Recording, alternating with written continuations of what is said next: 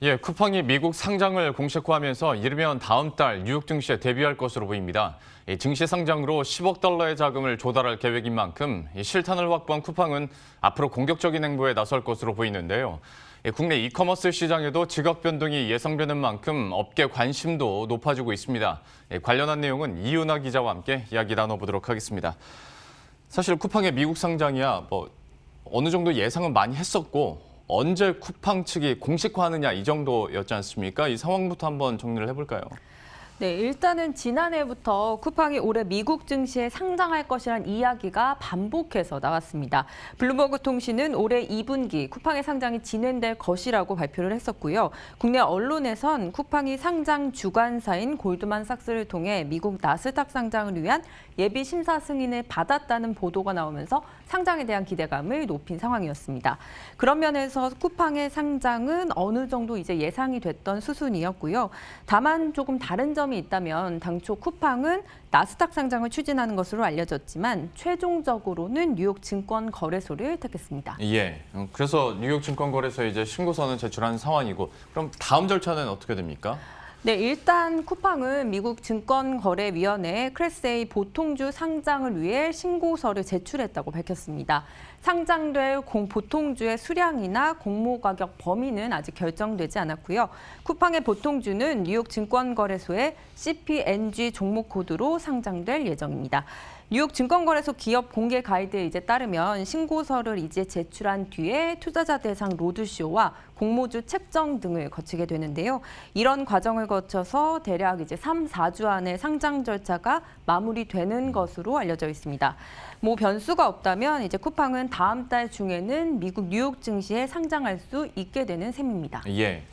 근데 다만 그 쿠팡의 미국 상장을 전제로 했던 예상이 나스닥 상장이었지 않습니까? 근데 이번에 뉴욕 증권거래소에 이제 신고서를 제출했기 때문에 그 이유에 대해서도 한번은 선택을 해야 될 것 같은데 지금으로서 해석되는 배경들은 뭐가 있을까요? 네, 일단 나스닥은 구글이나 아마존 등 이런 기술 기업들이 주로 상장해 있는 곳입니다. 그래서 뉴욕 증권거래소보다는 기술주, 하이테크 기업에 더 개방적인 것으로 알려져 있습니다. 그래서 아무래도 쿠팡 입장에서는 뉴욕 증권거래소보다는 나스닥이 더 유리하지 않느냐는 분석이 그동안 나왔었고요. 쿠팡이 그럼에도 불구하고 나스닥 대신에 이번에 뉴욕 증권거래소를 택한 건 지난해 이제 코로나19를 겪으면서 적자폭도 줄이고 기업 가치를 올린 만큼 그만큼 자신감의 표현이다 이렇게 볼 수 있을 것 같고요. 또 아무래도 나스닥보다는 뉴욕 증권거래소의 규모가 더 큰 만큼 안정적인 투자금을 확보하기 위한 행보로 해석되고 있습니다. 자, 그러면 이제 IPO를 하게 되면 많은 분들이 그러면 공모자금을 어떻게 쓸 것인가 사실 이게 가장 궁금하거든요. 쿠팡 측의 계획은 어떻습니까? 이번에 쿠팡 상장 신고서가 공개가 되면서 이제 베일에 그동안 쌓여 있었던 새로운 내용들이 좀 속속 드러났습니다. 예. 특히 이제 관심을 모으는 건 상장 이후에 조달할 자금 규모와 향후 운영 계획 등일 텐데요. 일단 쿠팡은 이번 상장을 통해서 10억 달러, 우리 돈 약 1조 1천억 원을 조달할 계획인 것으로 알려졌습니다. 쿠팡은 앞서 소프트뱅크로부터 약 3조 원가량의 자금을 수여받아서 국내 한 30개 도시에 150개 이상 물류센터를 세운 바 있는데요. 그럼에도 불구하고 현재 쿠팡 이츠와 로켓플래시 등 신사업 확대와 물류에 대한 투자가 지금 지속적으로 이뤄지고 있는 만큼 실탄이 더 필요한 상황입니다. 이번에 상장에 성공하면 물류센터 확충은 물론이고요. 신사업 추진, 연구개발 등 계획했던 사업들을 무리 없이 원활하게 추진해 나갈 수 있게 됩니다. 예.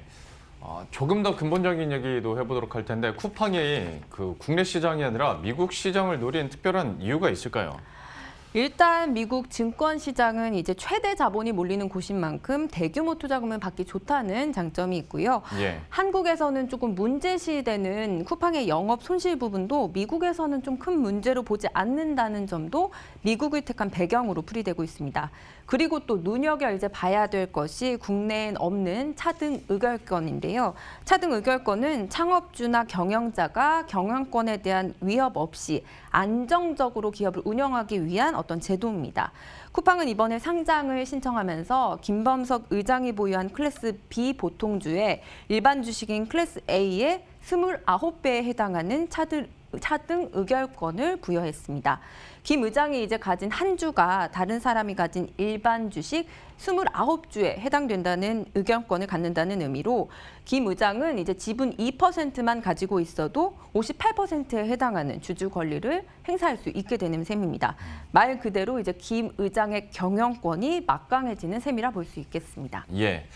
참 이커머스 업계 변화에 대해서도 많은 분들이 관심을 가지게 될 것 같습니다. 쿠팡이 미국 증시에 상장을 계획하면서 이제 노는 물이 달라졌지 않습니까? 이제 국내 다른 이커머스 업계 어떤 분위기는 어떻습니까?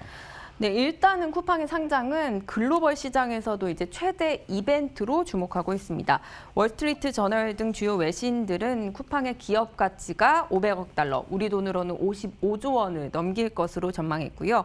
영국 파이낸셜 타임스도 쿠팡이 뉴욕 증권거래소 상장으로 500억 달러 이상의 시장 가치를 인정받을 것으로 추정했습니다.